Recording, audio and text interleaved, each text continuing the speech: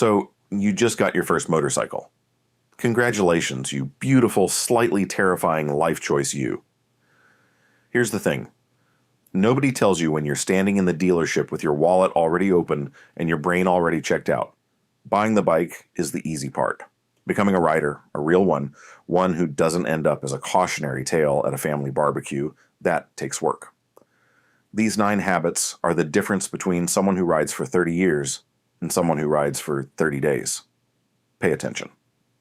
Habit number 1, always wear your gear. Every single ride. I know what you're thinking. Carl, it's just a quick trip to the gas station. It's literally 2 minutes down the road. The sun is out, it's 72 degrees, I'll be fine. No. Stop. Don't do it. Here's the thing about motorcycle accidents that nobody really wants to sit down and think about, because it's uncomfortable and we'd all rather think about how cool we look on our bikes. The vast majority of accidents happen close to home on familiar roads at ordinary speeds on completely unremarkable days. The road does not care that it's a nice afternoon. The pickup truck that just ran a stop sign does not care that you were only going to be out for 10 minutes. According to the NHTSA, motorcyclists are something like 35 times more likely to die in a crash per vehicle mile traveled compared to passenger car occupants. 35 times. That is not a small number. That is a terrifying number, and the single most effective thing you can do to bring that number down, short of never riding at all, which is not an option we are entertaining here, is to wear your gear. At an absolute minimum, that means a helmet. A real helmet. A certified, properly fitted, doesn't rattle around on your head helmet. Not a novelty helmet. Not a half shell that covers roughly 40% of your skull and looks great in photos. A real helmet. After that, jacket with armor, gloves, boots that cover your ankles, and ideally riding pants with knee and hip protection. The full kit. I hear people say all the time that gear is uncomfortable. And yeah, sure, on a 90-degree day in August, wearing a textile jacket is not exactly a spa experience, but you know what else is uncomfortable?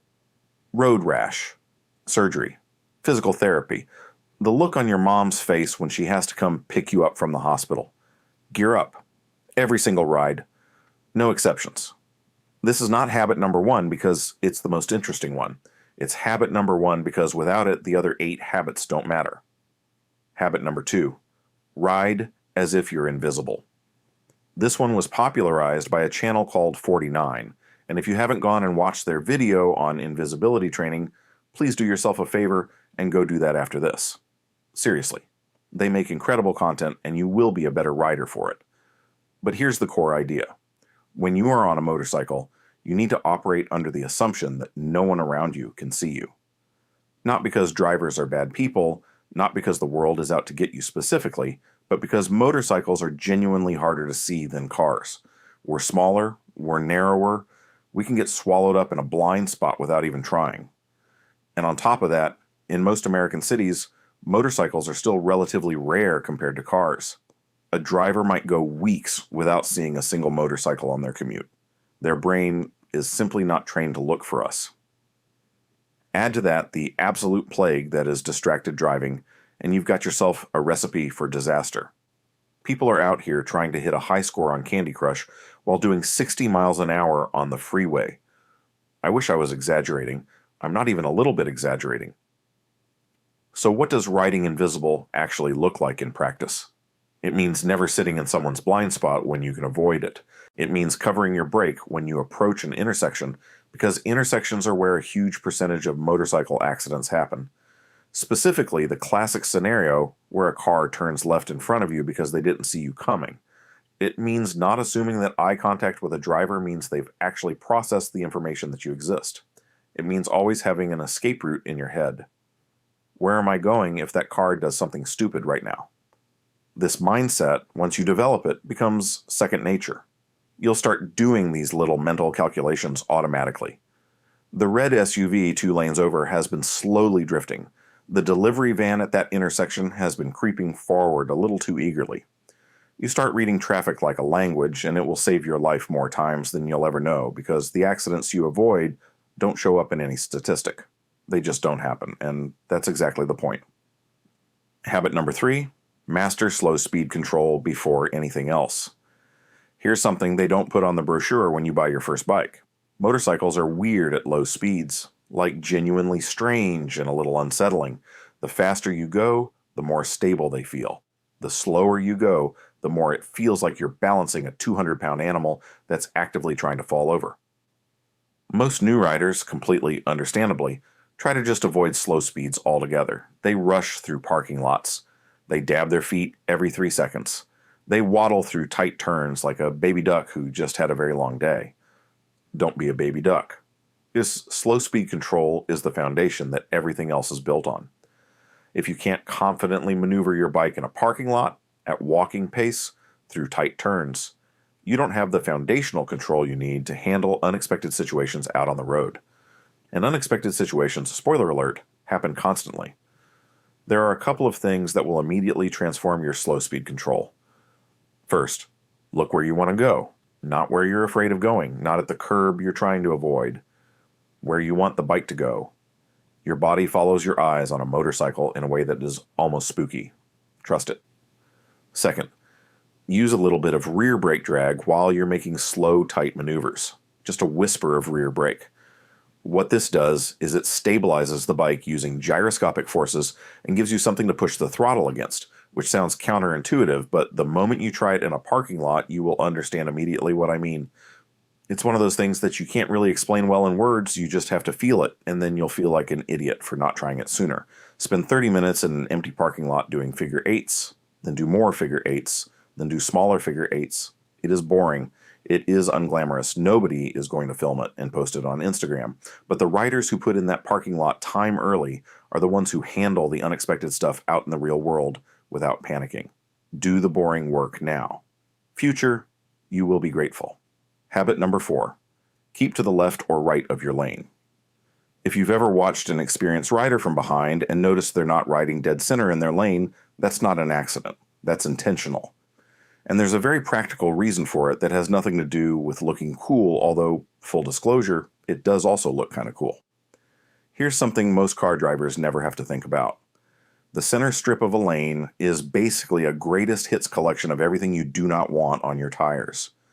Oil drips, coolant leaks, transmission fluid, mysterious unidentified road gunk that has been accumulating since approximately 1973. In a car, 4 wide contact patches, who cares? You roll right over it and nothing happens. On a motorcycle, 2 narrow tires, mid-corner, during braking, that is a completely different and significantly less fun conversation. But avoiding road gunk isn't even the only reason to do this. Lane positioning also changes what you can see and who can see you. When you're sitting behind a big truck or an SUV and you shift to the left third of your lane, suddenly you've got a sight line that extends 3, 4, 5 cars ahead. You can see brake lights stacking up long before the truck in front of you has any idea there's a problem. That extra half second of information is genuinely valuable out on the road. And from the other direction, sitting off center puts you in the rear view mirrors of the cars ahead of you more consistently than if you're tucked directly behind them in their mirror's blind zone. More visibility, better sight lines, cleaner tires, 3 wins from 1 tiny habit adjustment.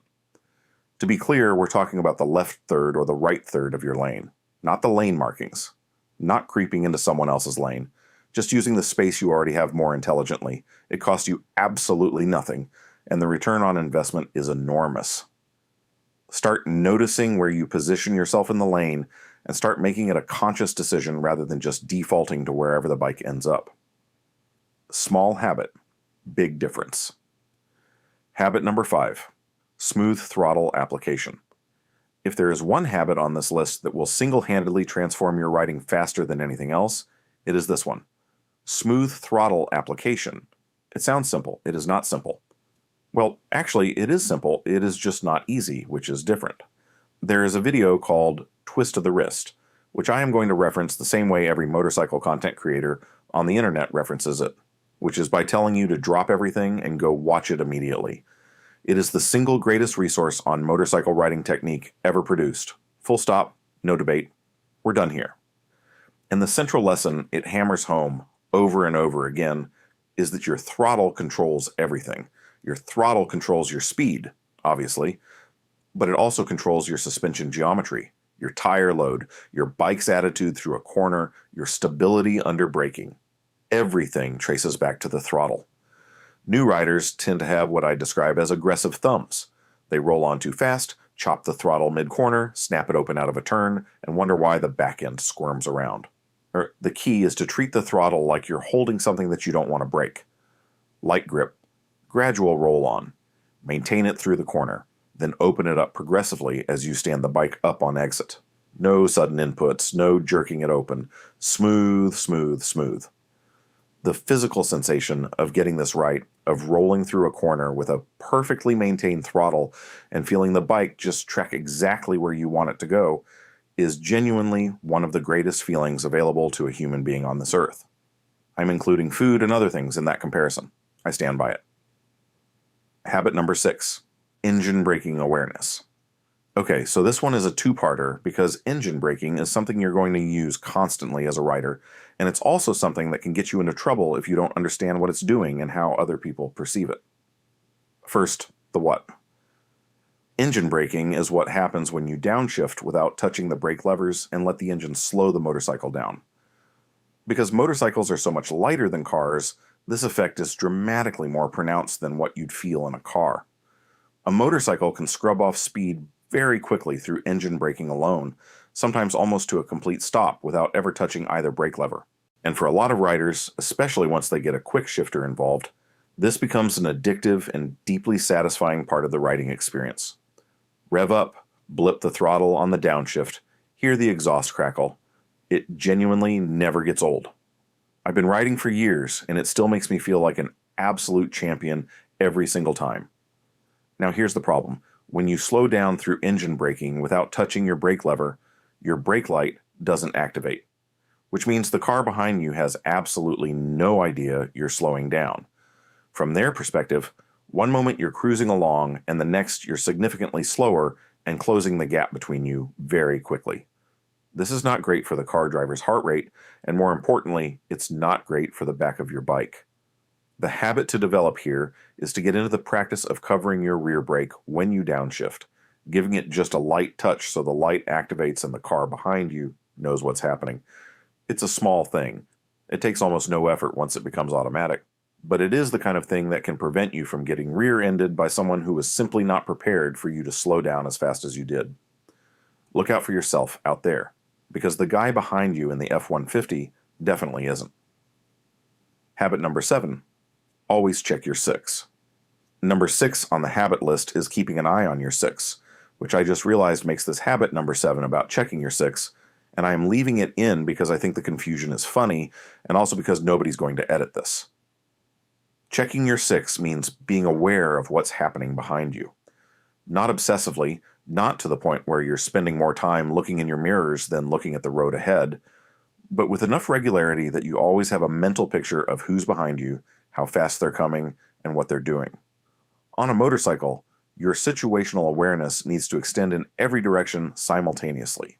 You've already got the front covered, you're already scanning for hazards ahead. But the rear is where a lot of riders go passive, so they figure, well, I can't do much about what's behind me, so why stress about it? The answer is because knowing what's behind you changes your decision-making about what's in front of you. Here's an example. You're coming up on a slow-moving car. Your instinct might be to brake and tuck in behind them. But if you glance in your mirror first and see a truck coming up fast behind you that's clearly not slowing down, suddenly your options look different. Maybe you change lanes. Maybe you accelerate and pass the slow car instead. Maybe you do something completely different. The point is, the information from behind you changes what the smartest move in front of you looks like. Keep your head on a swivel. In a car, this is just good driving practice. On a motorcycle, it's survival. Habit number 8, the pre-ride inspection. All right, this is the habit that every experienced rider knows they should be doing, and roughly 40% of them are actually doing consistently. Don't be in the 60%. Do your pre-ride check. There's an acronym that the MSF, the Motorcycle Safety Foundation, teaches called T-clocks. That stands for tires and wheels, controls, lights and electrics, oil and fluids, chassis, and stands.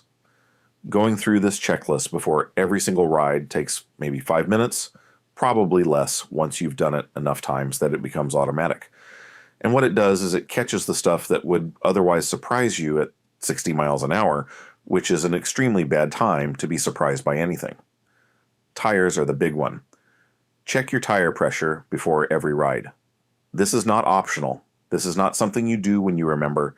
This is something you do every single time you throw a leg over the bike. Cold tire pressure affects your handling, your braking, and your cornering in ways that are significant enough to matter and subtle enough that you might not immediately identify them as a tire pressure problem. Just check it. Get a decent digital gauge. It takes 30 seconds. There is no excuse. Beyond that, check your brake levers and pedal for feel. Check your lights, because riding without a functioning brake light is not only dangerous, but also a guaranteed way to meet a police officer. Check your chain tension and lubrication if you're on a chain drive bike. Look for any fluid leaks under the bike. Give the bike a quick walk around and just look at it. You'll be amazed how often you spot something during a 30-second visual inspection that you wouldn't have caught until it became a problem on the road. Your bike is the only thing standing between you and the asphalt. Treat it accordingly.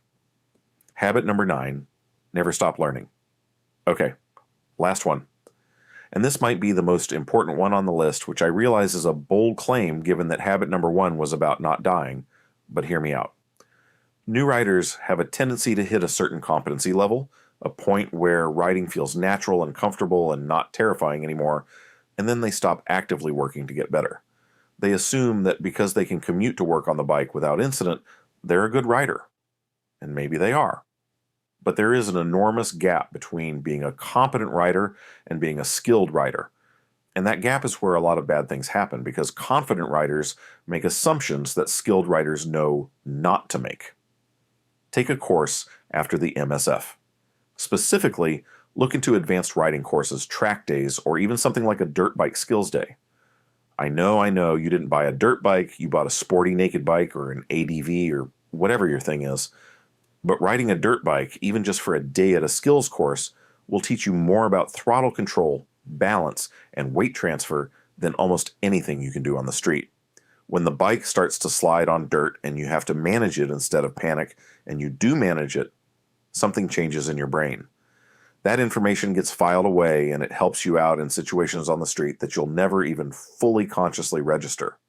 Read books, watch videos, talk to other riders, join communities, get on the Discord, find people who've been riding longer than you and ask them questions and actually listen to the answers even when the answers are things you don't particularly want to hear. The best riders I've ever met are the most humble about what they don't know. They are endlessly curious about how to be better. They never arrive at the finish line and plant a flag and say, all right, I figured it all out. Because here's the thing about motorcycling. It will humble you. Sometimes literally and physically in a way that involves gravel. The riders who keep learning, who stay curious and stay a little bit afraid and stay hungry to improve, those are the riders who are still riding at 70 years old with a massive grin under their helmet on a Tuesday morning. That's the goal. That's what all 9 of these habits are building toward. And that's a wrap on today's video, my sweet 2-wheeled loving children. 9 habits. Some of them are going to feel obvious. Some of them are going to feel annoying. All of them are going to matter. Build them early. Build them right. And they will become so automatic that you won't even have to think about them. And then one day some new rider is going to ask you how you got so smooth and calm out on the road, and you're going to think back to this video, and you're going to say, yeah, there was this bald guy on the internet, and he wasn't entirely wrong. If you got something out of this, smash the like button, drop a comment, let me know which one of these habits you're working on right now, or which one you've been criminally neglecting and need to admit to in a public forum. Either way, I want to hear it. Check the description for all the links, Discord, merch, giveaway, the whole situation, and I'll catch you in the next one. Fact: the Triumph Bonneville T120 has been in continuous production in one form or another since 1959. It has outlasted multiple economic recessions, at least 4 decades of people saying sport bikes are just a phase, and one particularly embarrassing period in the 1980s where everything was plastered in patriotic decals for reasons nobody has ever fully explained. Goodbye.